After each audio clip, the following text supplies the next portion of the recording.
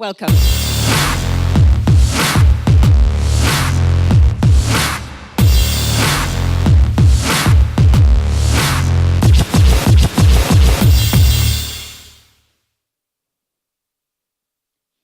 Today's theme is digitalization and digital transformation.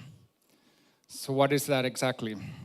Well, simply put, it's the process of technologically induced change within an industry.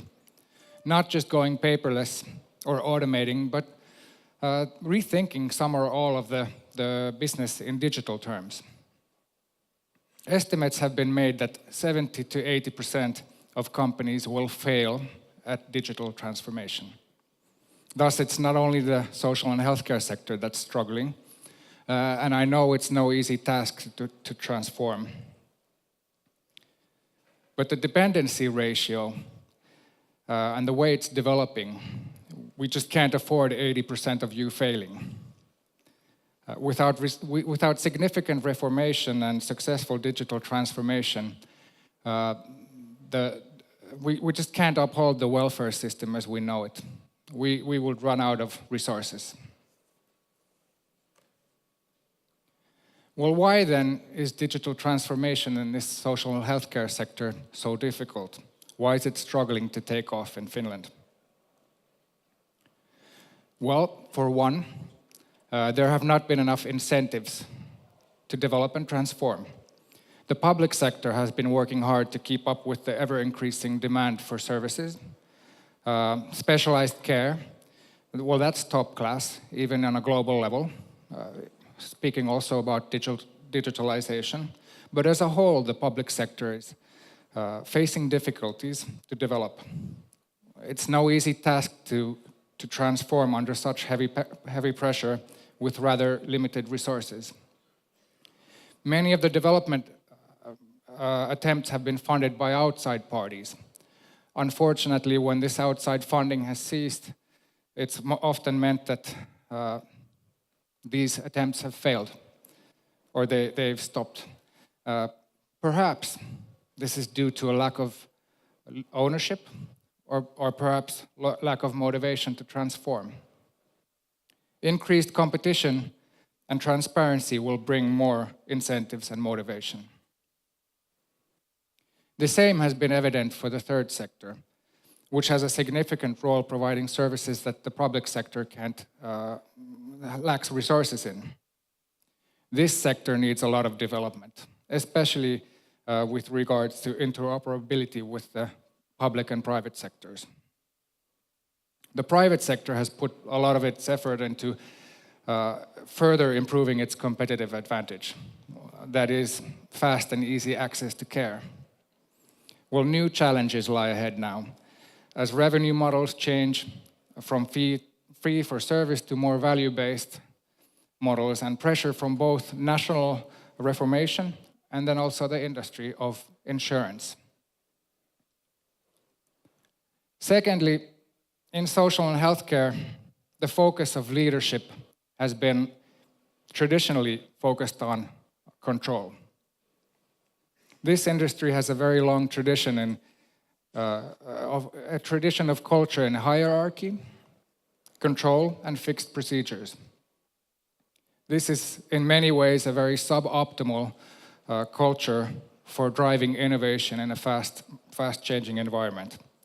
Neither does it really help in keeping the focus on customer needs when developing. The need for control feeds on the fear of failure. Failure in politics is disastrous. So is failure in IT. And some kinds of failure are more acceptable than other kinds. As we know, there's a saying, you can't get fired for purchasing Microsoft or IBM. But the fact is that we need more courage to try new approaches, new kinds of services, and the ways of creating value. We better not follow the road of Kodak that failed because it's missed out on digital photography and all of the software, file sharing, and third-party apps that go along with it. Therefore, we need faster ways to develop new value-adding services and models. I've often talked about the need for creating internal startups, business units that you can set free to renew entire business areas. You can also implement the philosophy of lean startup within the whole organization. The startup mindset is what is actually needed to create new services under conditions of extreme uncertainty. Giant corporations globally are already doing this successfully. For example, a company that was founded in 1892 and has a gross revenue of over 119 billion US dollars. General Electric.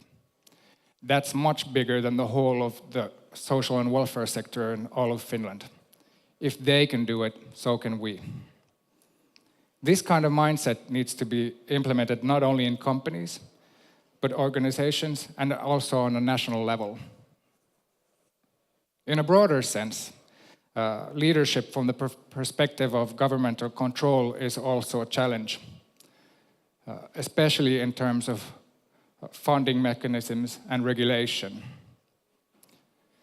Our industry is highly regulated. The taxi industry is a crude example of how this hinders development.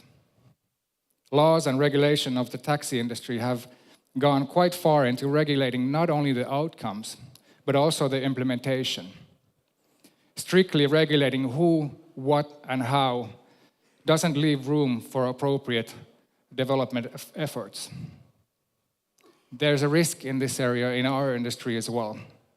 Legislation is now quite heavily being used to force implementation, to ensure sufficient quality of care, where more appropriate means such as incentives and leadership would probably lead to a better outcome.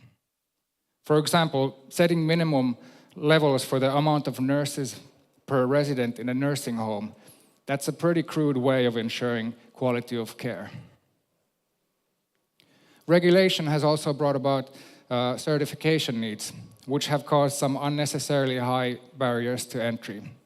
Just one example, joining the Kanta services, that takes over 6 months of work and easily over 100,000 euros.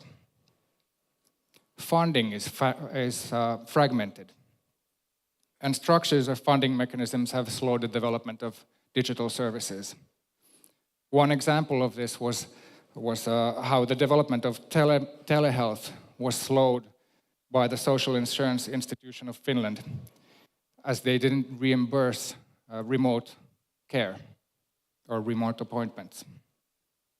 Thankfully, now the multi-channel funding system is being renewed.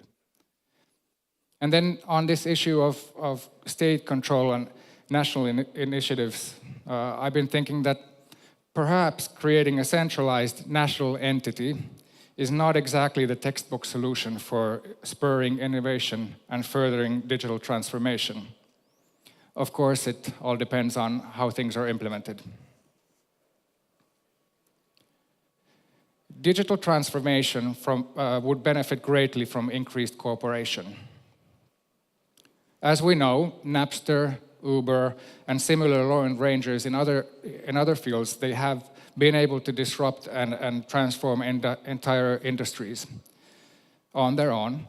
But if we look at our sector, the sheer size and complexity of the sector just calls for more cooperation. We are a tiny nation of 5 million. Do we really need conflicts, be it between ministries or between public and private providers? With ever-growing need and demand, there's surely lots of work for everyone to share. Instead of competition and conflicts, we need to cooperate in developing a system, an ecosystem to enable better interoperability of services. In this undertaking, we should also more boldly use technology and software providers. Brief them on the problem at hand and have them join you to solve it. Creating things from scratch is not always necessary. But above all, the cooperation on a national level is crucial. Okay, the building of national infrastructure such as the Kanta patient repository, that's taken over 10 years, and I can see that the road hasn't been easy, and it feels like we should give up hope. But we're on the home stretch. It's not time to call it quits now. The transfer of patient data and social services data is not a problem anymore. What we need is a bit more patience to be able to utilize that data that has now been made available. This won't really be fixed by new technology. There's no fast track to effectiveness. True horizontal and vertical integration cannot be built on regulation alone. This needs interoperability work on every level. It's interesting to note that technology and software is often the scapegoat, the ones being blamed, even though the things I've talked about so far are much more critical. The lack of incentives, too much control, and too little cooperation. It's crucial to always stop and define what's exactly the problem here that we're trying to fix. Lack of technology is not very often the problem. Too often we dive deep into the specifications of technology and instead of properly defining what is the development need. One good example of this from the past is video to enable doctor visits at home. Many were trying to simply digitize the old ways and bringing the doctor to the home, while the real issue was how to provide faster and easier help to patients, while at the same time scaling the use of limited resources of doctors. It turned out that traditional instant messaging was much better than real-time video. Defining the need in a fast-changing environment is not easy. It's actually been estimated that 1/3 of all IT projects can be labeled as failures. Sadly, often the technology works, but the project is unable to deliver the required value as the business objectives has changed along the way. Well, of course, it's also true that monolithic legacy software and systems, they don't exactly help spur innovation and implement digital transformation. Innovation is slowed by the lack of competition and huge costs of replacement. Well, thankfully, it seems that we're now at a turning point. The regulatory requirements and operational model changes that are brought about by the social and healthcare reform, these will in effect force organizations to change their electronic medical record systems. Private sector EMRs, well, those have been optimized for payment handling, but they aren't really cut out to support the new health and social services centers. On the other hand, public sector EMRs, on the other hand, they don't provide enough support for integrated care across the field. It's going to be quite interesting to see what kind of systems will be procured. Here again, it's not so much a problem that we need better EMRs. Instead, we need smarter systems to support the operations management, enterprise resource planning, and development. And here too, cooperation would be beneficial. Some of these systems could easily be procured in cooperation, thus attracting more IT providers to the field.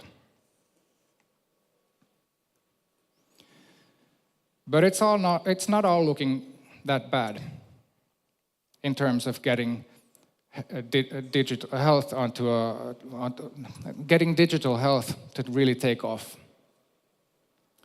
The European Health Telematics Association wrote in their review in 2013 that Finland is sitting on a metaphorical gold mine. This is still true, actually even more so now as we have enablers like the National Genomic Strategy, legislation regarding the secondary use of data, and the reform of horizontal and vertical integration in social and healthcare. There's just a couple of things that we need to still improve. We need the national reform to work towards a better incentivized ecosystem of innovation.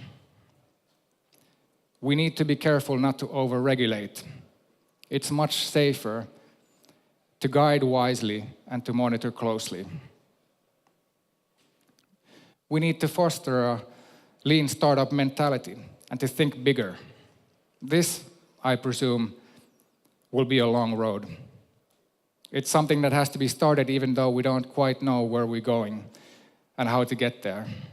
All we know is that sticking with the mentality, models, and principles of today, those will surely make you part of the 70 to 80% of those that fail.